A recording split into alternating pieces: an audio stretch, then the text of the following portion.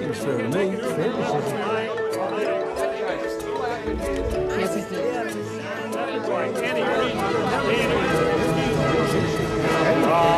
Well, if you don't know what fair is, you can't make it.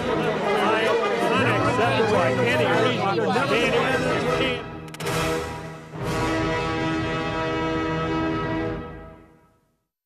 Donnybrook is made possible by the members of the 9 Network. Thank you for joining us for another edition of Donnybrook. We're going to ask you for your assistance on an important matter in just a moment. But before we begin our program, we would like to introduce our panelists, starting with the media veteran herself from KTRS Radio, Wendy Wiese. Joining us and taking the seat of Bill McClellan, who's taking the week off, Sarah Fenske from the Riverfront Times. And her faithful employee, Mr. Ray Hartmann, a columnist for the Riverfront Times. And from the St. Louis American, STLmag.com and beyond, Mr. Alvin Reid.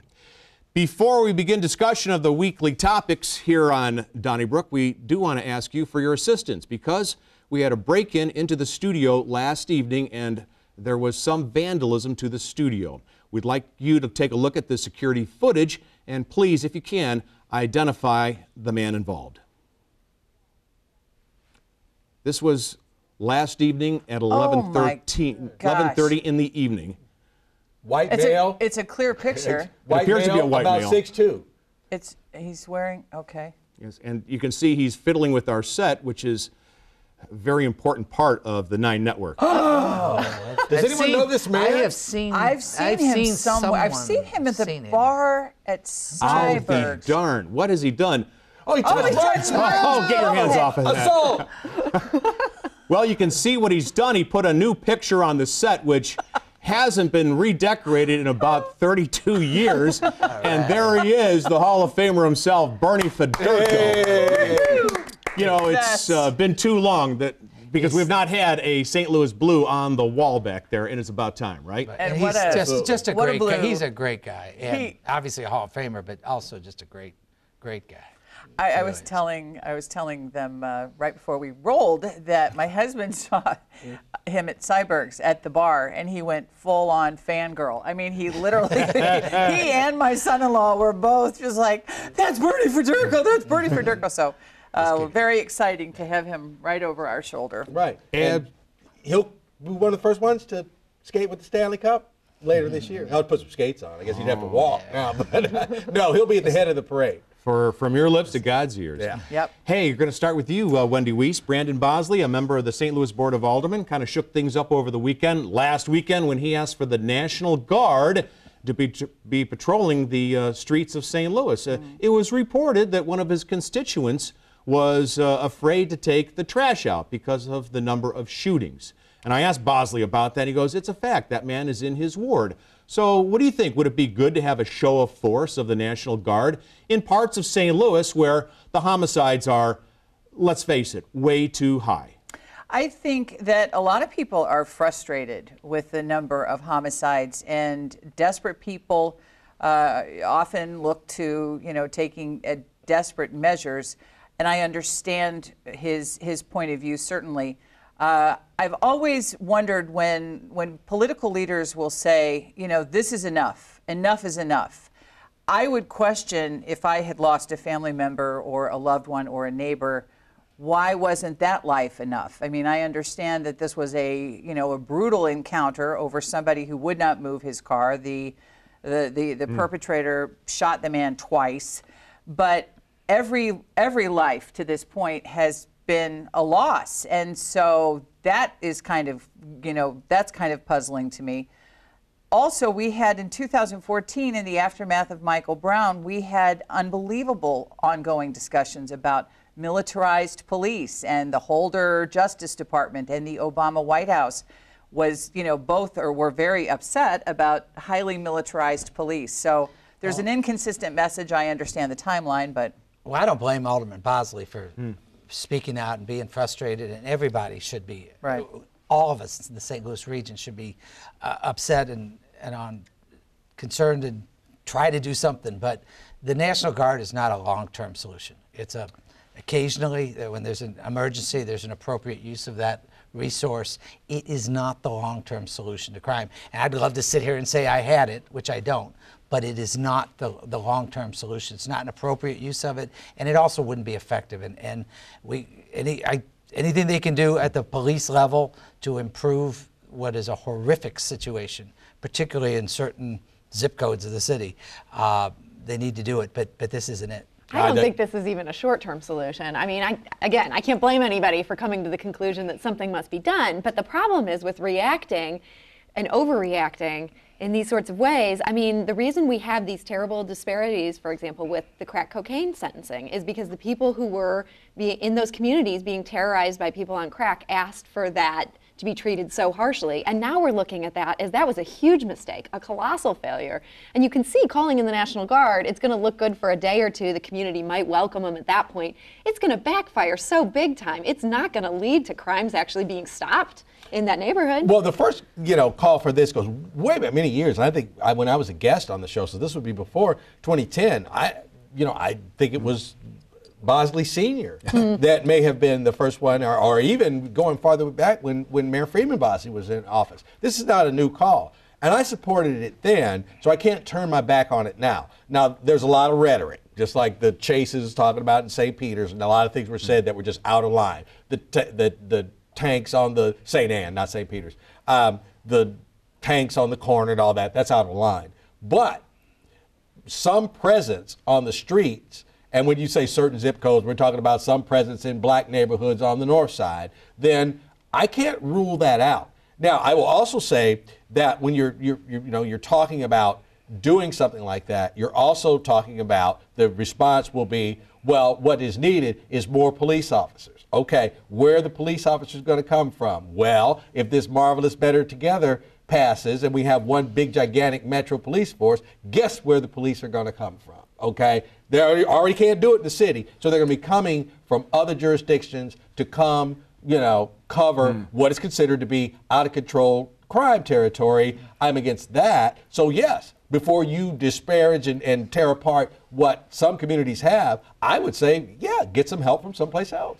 Well, you go to some European cities like Frankfurt and Paris, and you see, I don't know if they're National Guard, but they're paramilitary police, heavily armed and uniformed.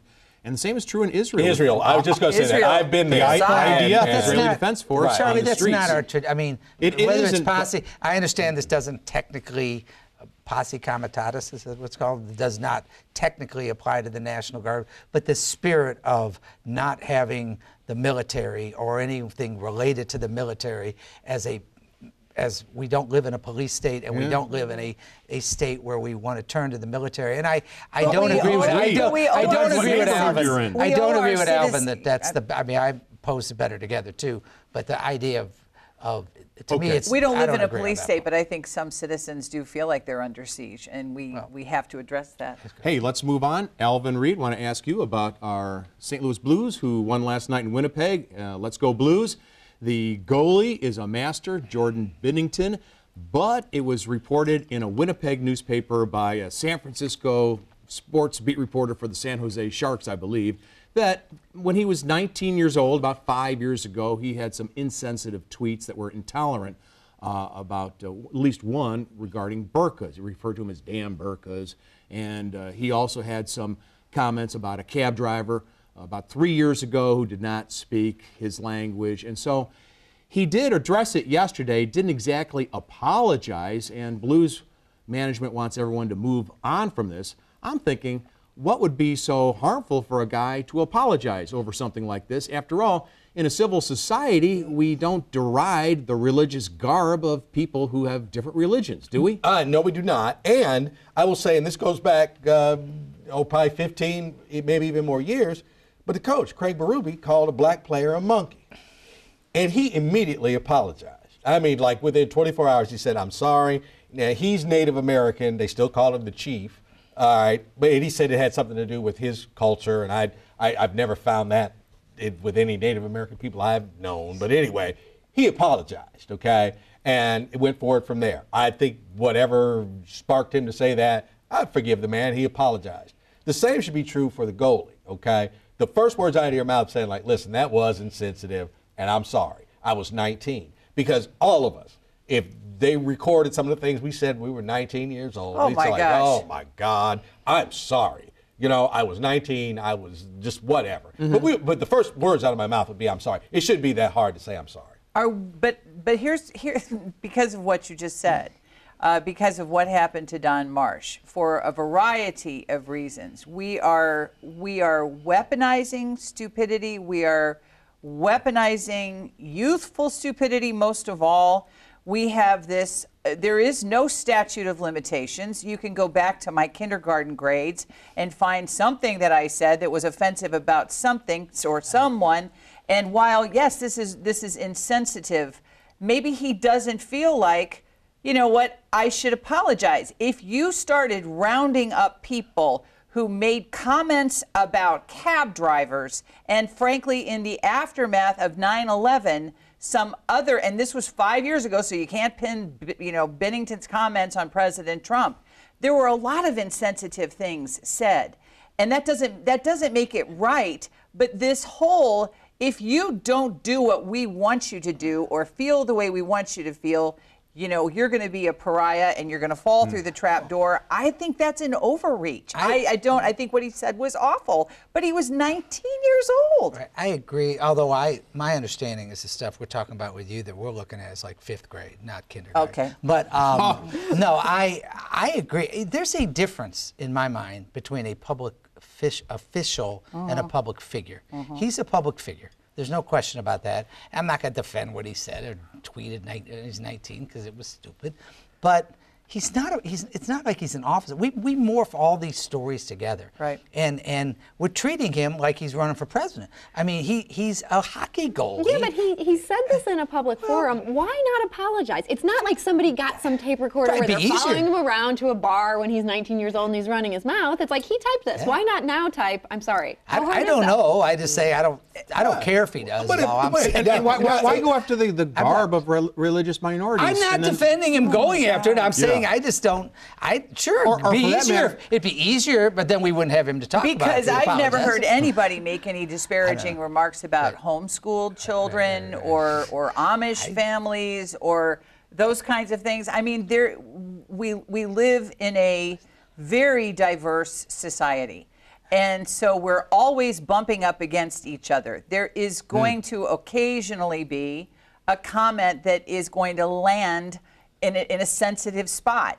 I just... And by the way, I agree with you there. And you know, this social media is crazy, but I think Bob Iger, the head of Disney, kind of put it well this week. He addressed the Simon Wiesenthal Center, and he said, you know, in social media, we got to stop hating on each other.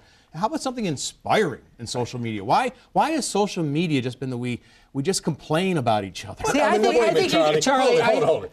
The letters to the editor. When they first started them in 1876 or whatever, there were more negative letters. And that was the Riverfront Times when Reid was in charge. That's right. Right. There were more negative letters than there were positive. I think that's just just a human thing. Alvin's right about that. But let Charlie, one point is important. Look, I think I would not have ever said that and wouldn't say it, and I don't want to condone it. But there is, you know, we have got to keep some perspective here. This is a goalie. I mean, he's not. He's a leader now. He's a leader now. He's not a leader, Charlie. He's a public figure. People are lining up and paying good money to watch him. And at a press conference, they listen to his every word. He should. By the way, there's a material difference. There's a material difference between somebody having and Craig Berube, who's I think a native of Canada, and Native American. Canadian American, whatever. But I think there's a material difference between that particular situation when he was playing in the NHL and going back 6 years to when a kid was 19 and not playing in the NHL. That was there were different. I don't morph all these together. Let me ask you about your column this week. You take a look at Better Together in this week's edition of the Riverfront Times, and you say there is a movement in Jefferson City to thwart that statewide vote which would combine the city and the county in November of 2020. What's the likelihood of some sort of state, well, I guess, General Assembly-led effort to stop the Better Together movement? It's easy for you to say. Yeah, really. Dean Parker, who's a Republican, and I as I said, oxymoronically a reasonable Republican in today's world. He's a hero. I mean, he, from Frontenac, he's one of the Republicans who can work across the aisle, and he put together what is, I think, the key, which is that a statewide would be a statewide constitutional amendment next year, if it gets through both houses, that would require that when counties are forced to be merged, that those counties have a vote in that. Very simple. Love it. And I think that would be overwhelmingly passed if it can get to the ballot. What I said in the column, and I'll say here, is I think he's got an uphill battle, because Rex Sinquefield is not investing all this money to be passive in the process, and this is not subject to gubernatorial veto. But whether he can get it, he's got it out of committee, he got it out of the Rules Committee since my column came out, but whether it gets to a floor vote in the House, then passed to the Senate, and then out of conference, it's a long way to go. I got to argue with my own columnist here, even though I loved his column. I thought he did a great job. Yeah. I don't know. I get the sense that Better Together is in a little bit of trouble. And Rex Sinquefield, if you actually look at his record, not just at the amount of money spent, but what he has aimed to achieve versus his ability to achieve it, he loses all the time. Yep. And I think there's a lot of people who are afraid to oppose him publicly, but behind the scenes, they might not actually lift a finger to help him. And now that Ray's column had some polling in it where they've done in St. Louis County, Better Together is wildly unpopular. You're telling me that if those representatives come together with the Democrats who oppose this thing already, that's not going to be enough to stop this? I think there's hope it's a for question the to me of anti-Better whether Together folks. I think it's just a question of whether the leadership is going to let it pass.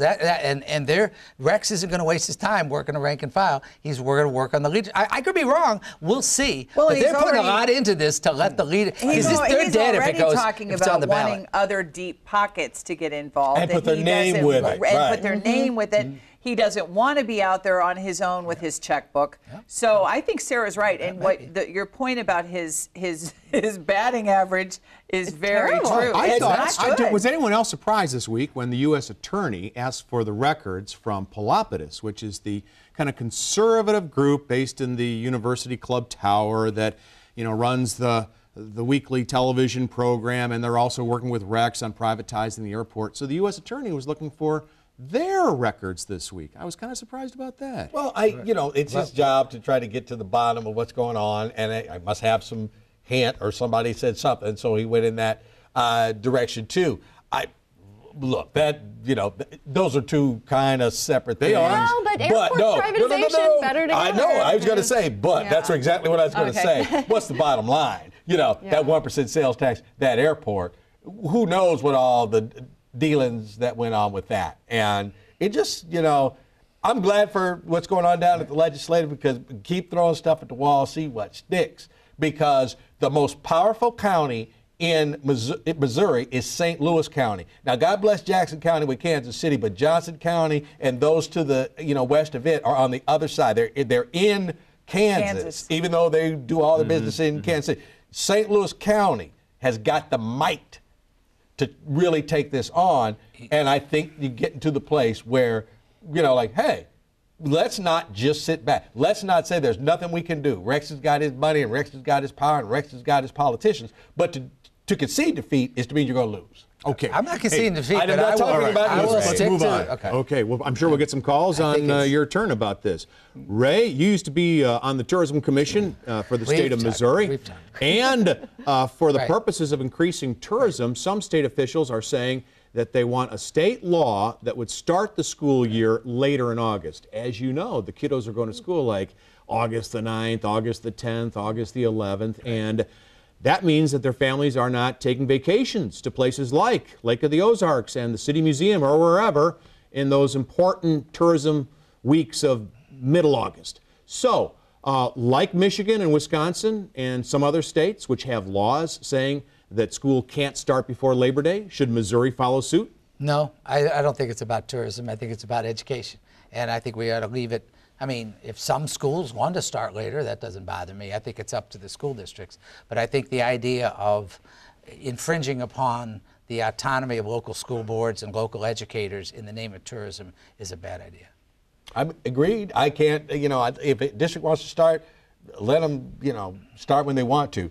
But to even broach this subject, like we're going to force schools to start later because of tourism, I mean, that's really kind of sad right there. Well, you know, it's Wisconsin and Michigan, and you go to places like Massachusetts and Philadelphia where they have some outstanding public schools, and they don't start until Labor Day. But some of these schools are on quarter system. They are. Right? Some of the schools, when you talk about Michigan, it's not 975 degrees come like June when the kids are still going to school. Well, August is not cool either. Well, but when you're starting in mid-August, I'm telling you, it's not the middle of summer, but you start going into June and it's a little different, especially in St. Louis. I think early August is too early. I really do. Well, most schools start that's in a different mid-August, argument. like That's a different 19th, 18th. I know there are some, exceptions, but most schools start in what would be the beginning of the third week of August. Don't you find, Mr. Kirkwood, though, that there are an excessive number of teacher days where they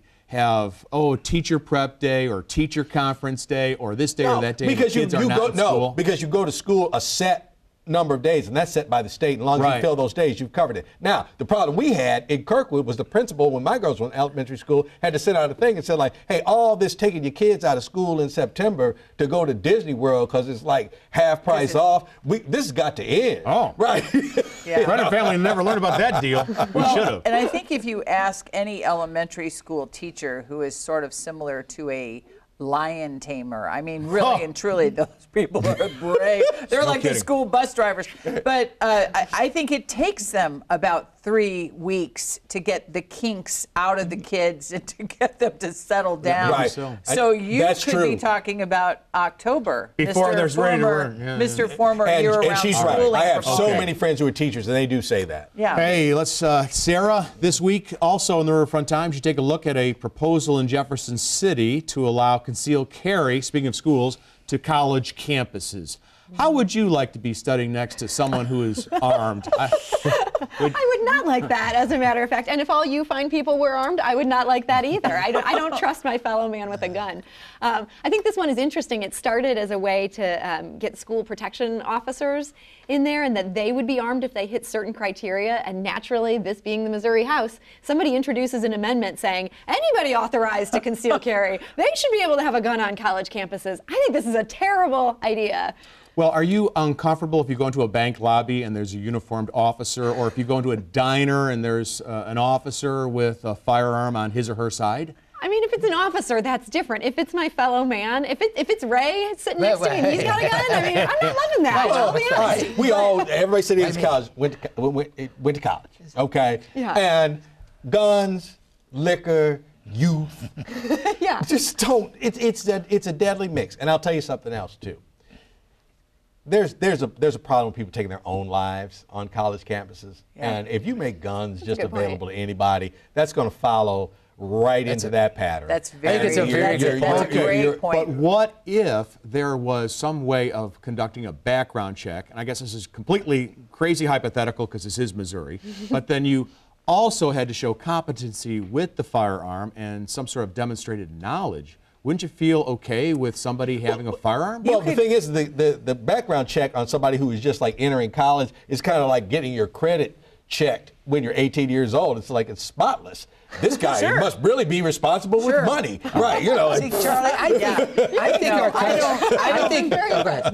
don't want, to Sarah's point, I don't want any young, hungover frat guy or sorority girl packing heat in a civics class at Mizzou. I just think that is a or even better, with a gun in their car, their dorm, where their roommate. I mean, But what happens when the school shooter, the crazed kid, shows up with a firearm? You know what? The school I couldn't agree with you more, but we need public safety officers on campus. We don't need to arm the kids that are paying to attend college. Show me the first example of the crazed shooter being stopped by the average citizen. It doesn't happen in the real world because in the real world, unlike the movies, the crazed shooter doesn't do a 30-second soliloquy explaining why he's going to do it while people have time to arm themselves. The bottom line is this, that either you want more guns or fewer guns. As as a solution overall. And all these points are good about, particularly about campuses, why it's a bad idea. In general, what bothers me about this whole debate is I am for fewer guns, but I'm not for no guns. I'm not opposed to the Second Amendment. I'm not opposed to people having home self-defense and sportsman hunting. It's not you don't have to be, but you can be for fewer guns as a solution. One of the reasons there's no armed civilians stopping the shooter in a school or a church is because a lot of these schools and churches are gun-free zones. Well, that's not true. That is not true. Marjorie Stoneman Douglas High School in Parkland, Florida, they had deputized people sitting outside listening to, I mean, after, of course, a lot of state investigations into what happened, he froze. He stayed outside, yeah. He stayed outside. Well, those children were dying. No, it's not going to work. Human error. I find it humorous that churches are hallowed ground. You can't do anything to a church, but I'm going to pass a law that anybody can bring a gun in my church. Come on. All righty. Folks, let's find out what the viewers had to say about last week's program, starting with Leslie Hansen, who wrote, I was appalled by the bandwagon mentality to support the poor victim of the Me Too movement, Don Marsh. Wouldn't seasoned journalists be wondering why he was being monitored by his producers over this fairly innocuous comment, and why he would explosively resign over this? Thank you, Leslie Hansen. We also heard from John Johnson. Karen Foss wasn't offended by Don Marsh's compliment, but we live in interesting times, and it's not surprising that station management was cautious. I love Donnybrook, and am a faithful watcher and hope that Ray and Wendy will hold back a little more when taking calls. That from Sister Phyllis Bardenheyer, Sisters of St. Joseph Carondelet from St. Louis. Thank you, Sister. You can follow our podcasts or write us, care of KETC, 3655 Olive Street, St. Louis, Missouri, 63108. Don't forget those letters at ketc.org and those tweets, hashtag Donnybrook STL. And our podcasts are available on Apple, Spotify, Google Play, and TuneIn. And for your reading pleasure, don't forget that Hall of Famer Bernie Federko has written his memoir, and it's the perfect Mother's Day gift. Well, Father's Day gift, or both. How about that? Thanks to Bernie for helping redecorate our set. Thank you for joining us. Stay tuned for your turn. Alvin and I will be right back. Donnybrook is made possible by the members of the 9 Network.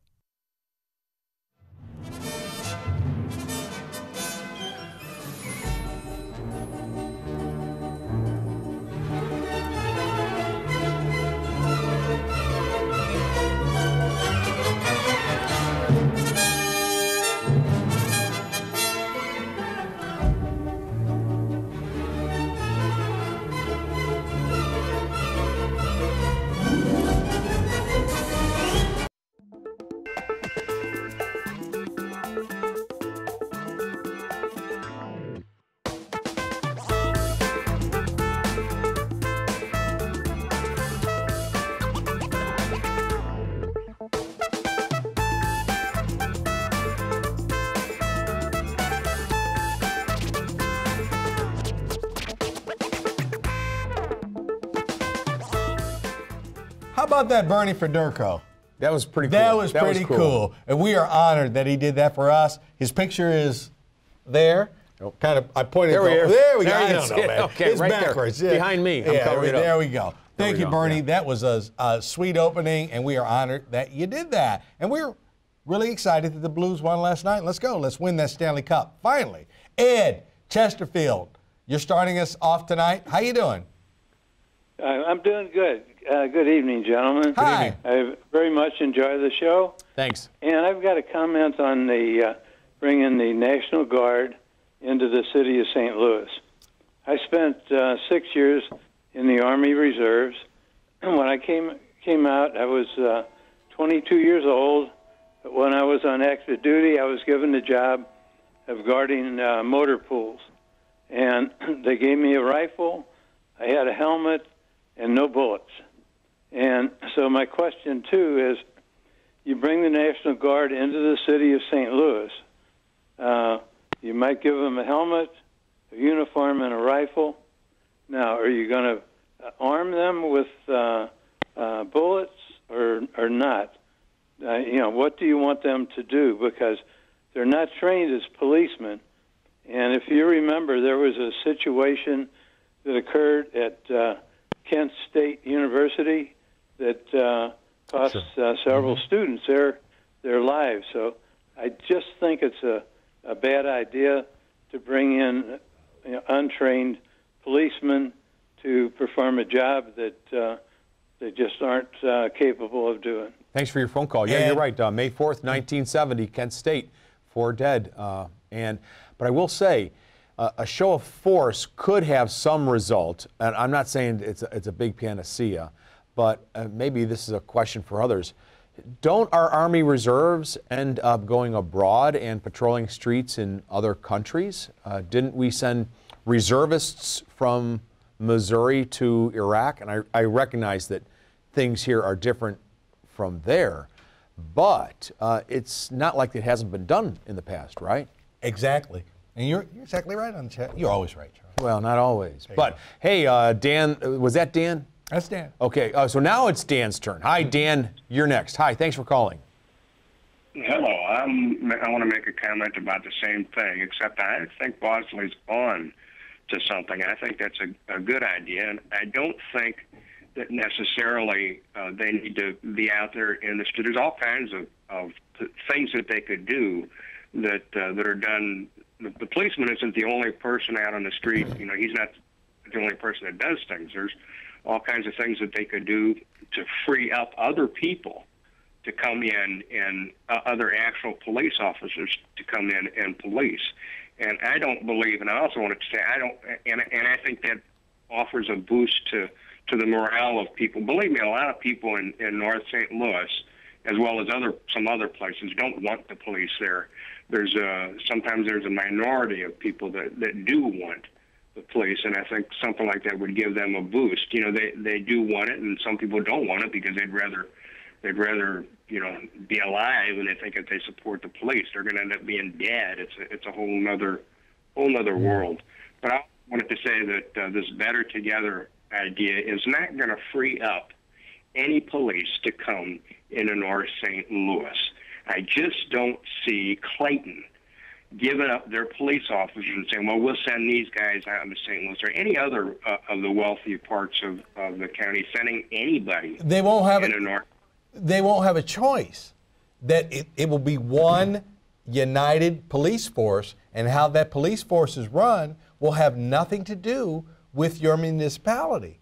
That's the thing about it. You will not have control of your police force. The decisions regarding your police force will be made by those that do not live in your municipality. That's my biggest reason that I'm against Better Together. Hey, thanks for your phone call. Who's next? Bill in North County. Hi, Bill. Yeah, I was also going to comment on the use of the National Guard in St. Louis. I think it's ludicrous to even suggest that. There again, I will cite the Kent State thing in 1970. What happened there, several students were killed. Also, as far as the reservists, the National Guard being sent abroad, they are members of an organization like in transportation, cooks, not necessarily military police. When I was in service, I was in the military police and trained for guard duty and for riot control and things of that nature. The National Guard that was sent to Ferguson, I really don't know what that unit was, but it might have been a transportation company, truck drivers.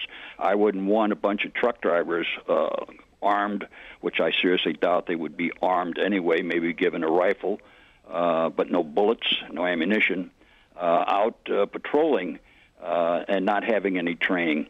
Who's going to pay for that? The state? Yes. They would have to pay. That's the plan. Mm-hmm. Well, Bill, thanks for your call, but don't forget, Kent State was, 49 years ago, and we did tragically lose 4 kids on that campus, but how many kids have we lost in our city since then? So, I mean, it's not like we haven't had some serious deaths without the National Guard here. So, I agree. There are issues to consider, and your point is well taken, but you can hear the frustration in the alderman's voice when he expresses his concern that some of his constituents are afraid to take out the trash. Absolutely. Bill in Rock Hill, how you doing tonight, man? Tin soldiers and Nixon's calling. Right. We're finally 4 on dead in Ohio. I had to throw that in there. That's not really what I called about, but if everybody's going to bring it up, I thought, well, why not get that out there? But no, I was actually calling about what happened to the Blues goalie over the tweets. Mm-hmm. And it is getting frightening because is there going to come a point where there's really not going to be any, where everything you say can and will be held against you no matter what? I mean, it's getting to the point, because it kind of piggybacks on what you discussed last week with Karen Foss and Don Marsh and with, Joe Biden. Is it going to get to the point where nobody can do anything anymore? I don't approve of what, Jordan Binnington did, but, at the same time, he was 19 years old at the time. Think back when you were 19, you probably said and did some things that you aren't exactly proud of now. And it's just going to get to the point where, nobody's going to, I've heard the term nanny state used before, and it's like that's what's slowly happening to us, is we're becoming a nanny state, and there's like a subculture that's just trying to find stuff to get offended by. All right, but now, Bill, I agree with you pretty much 100%, maybe 95%, but if it blew back on you, would you find yourself to say the words, I'm sorry? Because whatever came my way, dude, you said this when you were 19 or 21, I would say, I apologize for that. And then I could lean on, I'm 19, I'm 21, whatever. But I could easily say, I'm sorry and I'm sincere. And our goalie feels like he doesn't have to say he's sorry. Hey, thanks for your call, Bill. Let's move on to the tweets and see what people had to say. Craig Riggins, I'm glad Alderman Bosley walked back his desire to have the National Guard patrol parts of the city. Many of us were outraged by the military weapons and tactics we saw in Ferguson. If that wasn't acceptable then, it certainly wouldn't be now. Hey, Craig. I talked to Bosley on Monday. He didn't walk back anything, but anyway. Maybe that just happened. JDR, 1949. If schools open in early August, families can go to the tourist sites in late May. Agreed? And Holy Star 77, adding more guns to the mix is a bad idea. If having more guns made us safer, why wouldn't the United States be safer already? We have far more guns per person than most Western democracies in the world. Thanks. Don't forget to send those tweets with the hashtag Donnybrook STL. Absolutely. And we talked about Israel and how in Israel, when you turn 18, you have to do 2 years of military service. Okay, even if you're in college, have a job, whatever, and you're armed and you just basically do your job or go to college, but you are part of the military. We don't do that in the United States, but at the same time, that's what we were talking about earlier. They don't make you carry a gun. You're Correct. Carrying a gun because you are part of the military. So I did want to throw that out there. Jan in Arnold. Hi, Jan. Hi. I just had a comment about the National Guard as well. Mm-hmm. I really think that for the safety of the city, there should be more impression on the families to bring up the kids to not be violent. It's going to take longer, yes, but at least that's where it begins. It begins in the family, where the families impress upon the kids the gun safety and whatever. And I also want to say I completely agreed with Ray's comment tonight about the gun situation. And so far as the Better Together project, I don't understand why it's so complicated. Why can't they just look at other counties and have the city of St. Louis be a city within the county and not combine all of this stuff? Look at even Jefferson County. I mean, we have all these little cities within the county, but the county still has its own officials and whatever. So it just seems that it's just too complicated. No wonder people don't want it. All right, strong points all the way around, Jan. Thank you very much. I think the quick answer to that is that the real end goal is to eliminate the earnings tax, and to do that, the plan is to destroy the city of St. Louis and remake it. Once the city of St. Louis is disincorporated, then the citizens won't be voting every 5 years to reinstate the earnings tax. I think that's actually the big goal. Suzanne in St. Louis, what do you say? Oh, my God. You don't want to know everything, so I won't get on my soapbox. I like that. But tell us what you can without us getting in trouble, okay? Once again, I'm retired from St. Louis City as a civilian from the PD, and core values start at home. Until people start parenting properly, respect starts in the home. And once you have children respecting their parents, then it will carry on to school.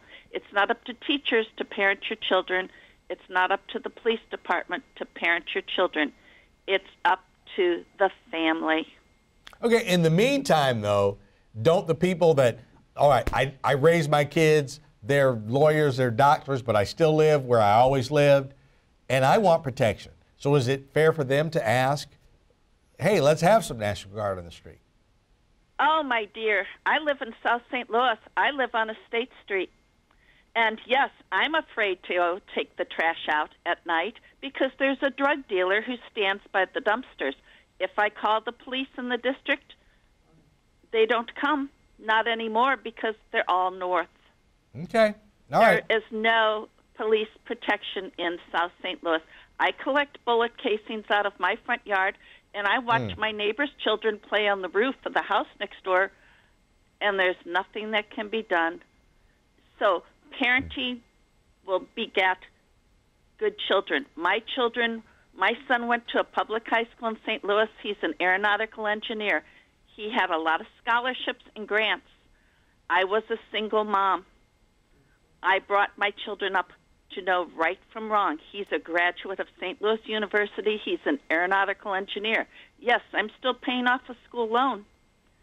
But even though I was a single mom. Thanks, Suzanne. Thank you. Yeah, I mean, there's something to what you say. I saw this week a story in the Post-Dispatch, a 13-year-old carjacked somebody. And just, you do wonder. You do wonder. Exactly. Okay, Mark, you're next. You're in Bonne Terre. What's on your mind, Mark? Yeah. Yes, we live and we have all these laws, and we want more police. But there should be some kind of consequences for the crime that you commit or what you do. Don't slap a person on the wrist. Don't say, hey, you got a 10-year sentence, and a judge or somebody or a lawyer pleads it down to 1 year. Make some consequences for what you do. And they give the fear of people. In school, when I was in school, if we did something wrong, we had detention. We had to do this. We had to do that. Why is that not enforced today? These cops in the city and everywhere else can't do anything because they go ahead, they arrest somebody. Next thing you know, they're out on the street with a technicality. Somebody forgot to trace them here or somebody forgot to trace them there. And subsequently, there's no fear or no consequences. All right. Mark, thanks so much. All right. Thanks, buddy. All right, thank you, Mark. All right, good point. Appreciate it. Let's go to Mike. Going back to Arnold again. Hi, Mike.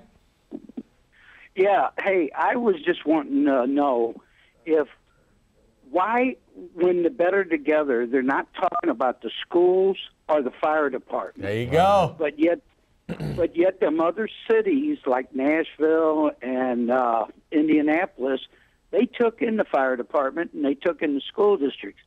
I was just wondering, why are we not doing it? And Indianapolis didn't merge the police departments either. Good question. Absolutely. Thank you, sir. Mike in South County, good evening. Yeah, regarding Binnington, it's pretty obvious that it was an attempt to throw him off his game. I mean, it's right before a big series. And from what I read in the Post, he admitted what he said was kind of stupid. But why the timing of it? And I thought he did a pretty good job of staying focused on what he had to do. All right. And I agree with you. He had a tremendous game. But I'm just going to put this out here. If the President of the United States had never run to be President of the United States, would we be hearing all of his falderals and all that was going on? That's timing too. But you have to live up to what you said and what you did. I'm not excusing him or the reporter or anybody else, but come on, man, that's how things work. Hey, you want to know something? I honestly believe, I'm serious about this, we could start a business, and what we would do is charge elite athletes and others. We will scour your social media. We'll go through all your tweets, and we're going to eliminate the ones that are going to get you in trouble. And I will charge you, what, about $3.40 an hour? What are you laughing at? I'm serious. No, wait Someone a can minute. make money doing No. this. And I have a witness. I hope he's watching tonight. A young lady named Charlene Oldham writes for Crane, does a lot of freelance work. I told her I wanted to create Alvin Star School. Yes. And we would do things like this. Yeah. You just brought it up again. It's a winner. I'm telling you, we'll go through all your tweets. We'll talk to you and say, like, this is how you be a star. And he fell short. And I think you should say, like, look, I'm sorry. Okay? Right. You don't even have to be genuine about it. Just say, I'm sorry. Bill in O'Fallon. Hi, Bill. Hi. Yeah, it's Bill, first time caller in O'Fallon. Thanks. Hi. And I just wanted to, hi. I just wanted to say that I went to Rittner. I graduated in 73. And I didn't start till after Labor Day. We went all the way through the first week in June. We didn't have air conditioning back in those days. So I really enjoy your show. Thanks. Thank you. Thanks a lot. Hey, Bill, I was the day after Labor Day, and we went till June 2. They have added school days to the year since you and I went to school. And as a result, you either have to start earlier or you have to go later because there are more demanded school days during the school year than when you and I went to school. But it's a good call, but that's a little difference in the two. Okay, Ed in St. Chuck. How you doing, Ed? I'm doing great. How you guys doing today? Thank you. Great. Calling about the subject at hand, the problems with crime and what have you, and how to solve those problems. I think if we had the right type of counseling and the proper type of financial assistance for the people in the community, I think we could solve those problems. What do you guys think? Well, how much, where does it start and where does it end? And if we began today and it was successful tomorrow and successful the next day, what do we do for the people that live in those communities today? And that's what I'm talking about. I'm talking about today to help make them safe. Thanks, Ed. Oh. You still there? He is. I'm still here. Yeah, go right ahead. I think it's got to be a continuous process. I don't think you can start it and just end it. It's got to be something that's go on forever. I know, I understand. The proper counseling and the proper amount of financial assistance will solve the problem. All right, but Ed, what do we do for the people tomorrow that are scared to take their trash out? Still there? Same answer, I think. The same answer. I think we gotta try and rehabilitate the community. Okay, because I think what Alvin's saying is that your plan might work, but it'll take 10 to 20 years to kick in. So you know, what do you do between now and then? It wouldn't take that long. No, it wouldn't take that long. It wouldn't take that long. Okay. If we had the proper amount of counseling and financial assistance. All right. Okay, I hear you, Ed. Thank you so much. Going to move on. Carol in St. Peters. Hi, Carol. Yes. Hello? Go right ahead. Yes. Until parents have the right to take control back of their families and their children, we're going to always have problems. Wait a minute. Wait, hold it. Who took away the right to control their families and their children? Well, first of all, by law, everybody has decided that I don't have a right to parent and to train my children as the way they should be. How is that? Wait, how? Our schools, turn your TV down. I don't have a name that who took away the rights. But if I reprimand my child, then I have a problem. How? If the police listen, you don't keep asking me how. If I as a parent don't have a right, if I don't have a right to train my children and to discipline my children in the way that I see fit, I don't have any control. Now, everyone else has the right to tell me how to raise my child, but I don't have a right to tell you. When the police beat my child, it's okay. If I spank my child, then I'm an abuser. No, wait a minute. So we take control back of our children.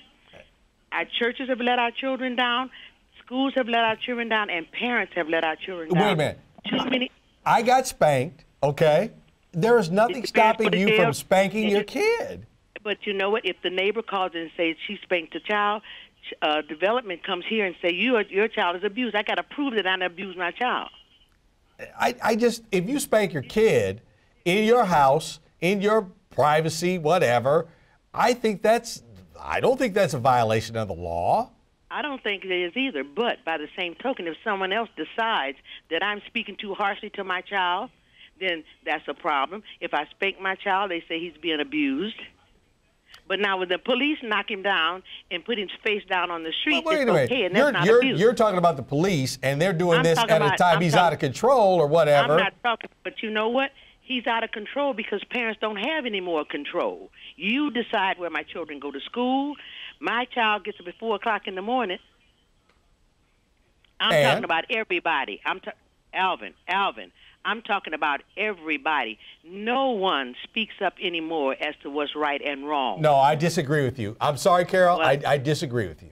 Okay? Well, you have children? Yes, I do. Children, and I see too many young people. You go to the schools, our boys are out of control, our girls are out of control, the teachers can't say anything. Well, there was just an incident where the 2 kids were fighting and the teachers were not even allowed to stop the kids from fighting. I don't know about that. But thank you, Carol. South Carolina. Thanks for the great call, but we want to get a few more calls in before this half hour is over, and we appreciate it. And thank you, Carol. And I love debating with you, and you're very sincere about what you're saying, and I'm not saying you're wrong. But we go back and forth. It's a Donnybrook, and I love you. Danny, Monroe City. Hi. Hello there, guys. Hey, Danny. You know, you guys are talking about the National Guard not being trained to take care of police matters. The Hannibal National Guard up here has always been, of course, they're non-existent anymore, but the National Guard are trained highly to take care of riots without altercation.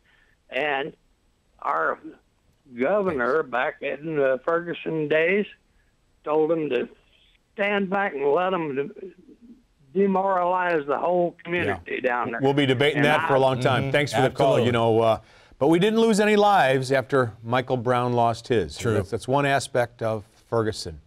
Christy in Afton, you're on KMO, or you're on KETC, the 9 network. Sorry. Old habits are hard to break. I am so sorry. I'm going to get spanked for that. I'm going to get spanked for that. Yeah. Go ahead. That's okay.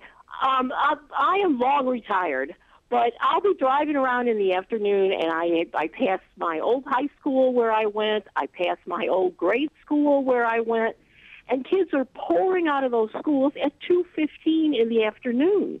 We started after Labor Day, but we went till 3:30. And, you know, and then the school calendar was from, like Alvin said before, it was from after Labor Day until the first week of June. So I think adding a few out, I cannot understand these grade schools and high schools letting out at 2:15 in the afternoon. That's interesting. That's interesting. All right, Christy, my daughter starts at 7:50 in the morning officially, and we didn't have to start that early. Okay, that was one thing. And two, what year did you graduate from Afton? We started at 8 a.m. because, of course, it was Catholic school, so we had to, factor in plenty of church time. But we still got out at 3:30 because I used to walk home in time to get home by 4 to watch the early show with my mom. All right. Yeah, I think there's plenty of room, I think, to add on at least 45 minutes or an hour to the average school day. But all right. Maybe so. Thank you so much. Thank you. Tim in Baldwin. Hi, Tim. Hi, how are you? Just great. One important question. Who's in that picture over Alvin's right shoulder? Well, you're right. Are you talking about May and Martin Dugan? Pardon me? May and Martin Dugan right now? Oh, is that who that is? Yes. Okay. Yeah. He was the founder of Donnybrook and May, his lovely wife. And then this guy back here, that's Bernie Federko right there. I remember Martin and Ray on Jack Corney's show. Yes. Launched their marvelous careers. But I want to ask Charlie, I said, you made a comment about National Guard in Iraq rolling streets. You know why the National Guard and Reserves were in Iraq? Because we had 2 draft dodgers as president and vice president. They couldn't call for a draft because they're the rich people who put them in paid for their campaigns didn't want their kids in the army. Well, also, the military seems to be pretty satisfied with the volunteer army. And I thank you so much for your call, but I think we're out of time. Absolutely. And I'm a draft guy too, man. All right. Thank you so much. See you next week on Donnybrook. And Donnybrook, your turn. Thanks. Have a great night. Go Blues!